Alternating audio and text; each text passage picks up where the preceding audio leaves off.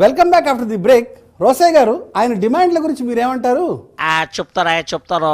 ఇదిగో చంద్రబాబు నాయుడు, దీన్ని ఏమంటారో నీకు తెలుసు, నాకు తెలుసు. దీన్ని ఏమంటారంటే చీప్ పాలిటిక్స్. అయినా ఈ రాష్ట్రంలో ఎన్నోసార్లు ఎన్నో ప్రాబ్లమ్స్ వచ్చాయి. మరి ఏ రోజు కూడా నువ్వు మెడలో దండేసుకోవాలా, ఇలా నిరాహార దీక్ష కూడా చేయలే. ఇప్పుడు చేస్తా ఉన్నావు దేనికే? నీ పాపులారిటీ తగ్గిపోతా ఉందనా? నువ్వు ఎప్పుడు కూడా న్యూస్లో ఉండాలనా? ఏమిటా హెడ్లైన్స్లో ఉండడానికే? ఎందుకు వచ్చిన గొడవ? ఇదిగో ఇలాంటివన్నీ చేసి అనవసరంగా నీ ఒళ్ళు గొల్ల ఎందుకు చేసుకుంటావా?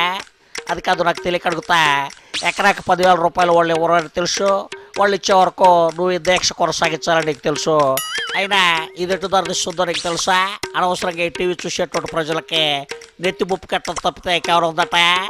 థ్యాంక్ ఇవన్నీ కూడా నా హయాంలో నువ్వు చేయలే. అలా కనుక చేస్తున్నట్లయితే నేను ఇంకా త్వరగా దిగాల్సి వచ్చింది. ఇదిగో చంద్రబాబు నాయుడు ఎందుకు వచ్చిన గొడవ? ఎందుకు వచ్చింది ఇది? రావాయరా, ఆ ప్యారడైజ్ షట్టర్లు నీకు ఎచ్చక్క బిర్యానీ పెట్టిస్తారు. రావాయరా సార్, తమరు ఇక్కడ ఉంటే ఈయన దీక్ష విరమింపజేసేటట్టున్నారు, కానీ తమరు వాకింగ్కి బయలుదేరండి ప్లీజ్. చిరంజీవి గారు ప్లీజ్ వాకింగ్. వస్తున్నా. ఏమిటి కోలాహలం, ఏమిటి చంద్రబాబు నాయుడు గారి హడావుడే? చూస్తా ఉంటే రామోజీ ఫిలిం సిటీలో ఏదో షూటింగ్లా ఉంది. వస్తున్నా, ఇదిగో వచ్చేసా. గివ్ మీ ఏ హగ్ కిషోర్ దాస్. ఏమిటోలా దాసు, వారానికి ఒకసారి నేను ఇలా చూడకపోతే ఏంటోలా ఉంటుంది. ఇంతకీ ఏమిటి దాసు కౌర్లు? సార్, మీరు ఇంతకు ముందు క్లీన్ షేవెన్ ఉండేవాళ్ళు సార్, బ్రైట్గా మీ ఫేస్ ఉండేది సార్. ఈ మధ్య ఏందో తేజస్ తగ్గిపోయింది సార్. సార్, అసలు ఏంటి సంగతి? షేవింగ్ చేయట్లేదు, ఇంట్లో బ్లేడ్లు కానీ అయిపోయా? నన్ను కొనుక్కు రమ్మంటారా సార్? 7 o'clock రమ్మంటారా, 8 o'clock రమ్మంటారా?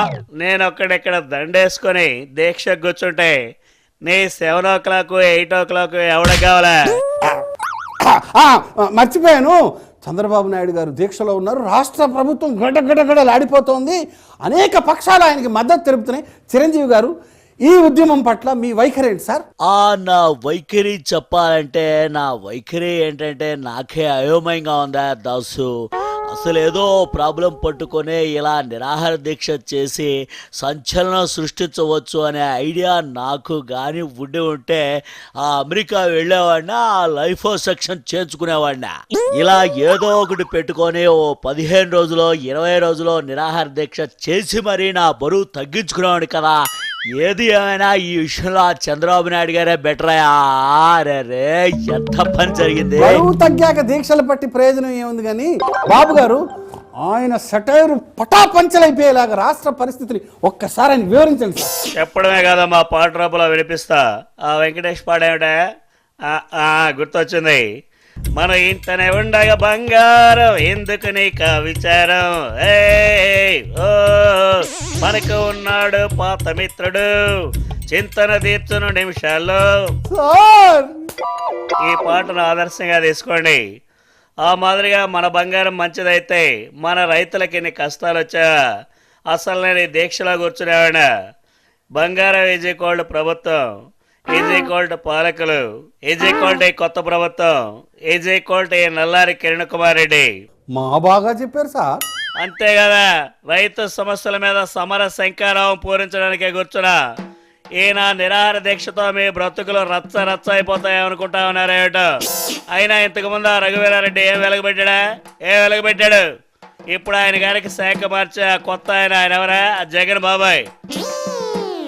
ఆ వివేకానంద రెడ్డికి ఇచ్చారు. ఆయన పాత సమస్యల పైళ్ళని తిరిగేసరికి 5 ఏళ్ళు పడుతుంది. అలాంటప్పుడు ఆయన రైతు సమస్యల మీద ఏం పోరాడతాడా?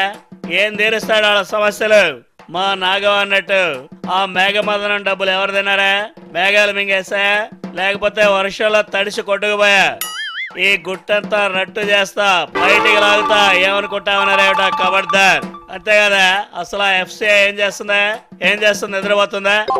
నిద్రపోతా ఉందా అని అడుగుతా ఉన్నా. అసలు మిమ్మల్ని మామూలుగా అసెంబ్లీలో అడిగితే సమాధానం చెప్పరు. అందుకే నేను ఈ దీక్ష చేయాల్సి వస్తా ఉంది. ఆ మాదిరిగా ఈ చిరంజీవికి ఏం తెలుసా? ఏం మాడతాను? నీకు చేతనైతే నా పక్కన కూర్చో, నా దీక్షకు మద్దతు. అంతేగాని ఏమిటి సెటైర్లు? మరీ అంత ఇదిగా మాట్లాడకండి బాబు గారు. Control control control. అయినా నాకు తెలియకడుగుతా, మీ గురించి ప్రభుత్వం సంవత్సరానికి దాదాపుగా 11 కోట్లు ఖర్చు పెడుతుంది. అలాగే మీరు మొన్న పబ్లిక్ వెళ్ళి వచ్చినప్పుడు అక్కడ గొడవ చేసినప్పుడు మీ ఫ్లైట్ ఖర్చులు అవి ఇవి అన్నీ కలిసి తడిసి మోపుడయ్యాయి.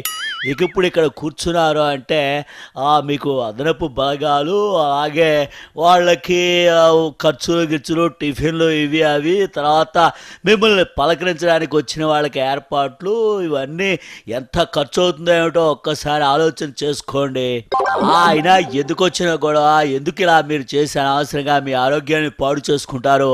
మీరు ఈ దీక్ష విరమిస్తే మీకు ఎంచక్క నిమ్మరసాన్ని ఇచ్చి నేను వెళ్ళిపోతాను. ఉంటే ఆయన దీక్ష కాస్త హుష్కాకి అయ్యేటట్టుంది కానీ, అవును సార్, రోజు రోజుకి ఇంత ప్రో కాంగ్రెస్ అయిపోతున్నారండి సార్. ఆ చెరకాయలు చెరకాయలు, నోరు రుచి చెరకాయలు, ఎంచక్క తినే చెరకాయలు, ఆ చెరకాయలు వెళ్ళండి, మీరు కూడా వెళ్ళండి. ఆ కాయలు నాకు కావాలి. అరే రే రే రే చెల్ది, నా బాబు, నా దోస్తు దీక్షకి ఇట్లా కూకున్నాడా? అరే చెల్, అర్జెంటుగా పోయి నా ఎక్స్పీరియన్స్ గిట్లా చెప్పాలి, లేకుంటే ఇతర అవుతుంది. ఇక బాబు వత్తనా. నమస్తే బాబు అన్న. ఇక బాబు కాయలు గుంజుతున్నాయి. అరే గుంజుతాయడా బాబు, తల ప్రయాణం తోక్కొస్తుంది. ఎట్లా ఉంటుంది నాకు కూడా ఎట్లా అయింది. ఇక బాబు నీరసంగా ఉందా? నీరసంగా బాబు, పై ప్రాణాల పైన పోతా ఉన్నాయి. ఎట్లనే ఉంటుంది నాకు కూడా ఎట్లా ఉంది. ఇక బాబు అయితే నీకు టాప్ 10 టిప్స్ గిట్లా చెప్పాలి. ఇక దాసు, నేను గిట్లా చెప్పే లోపట నువ్వు బ్రేక్ తీసుకోవా. బ్రేక్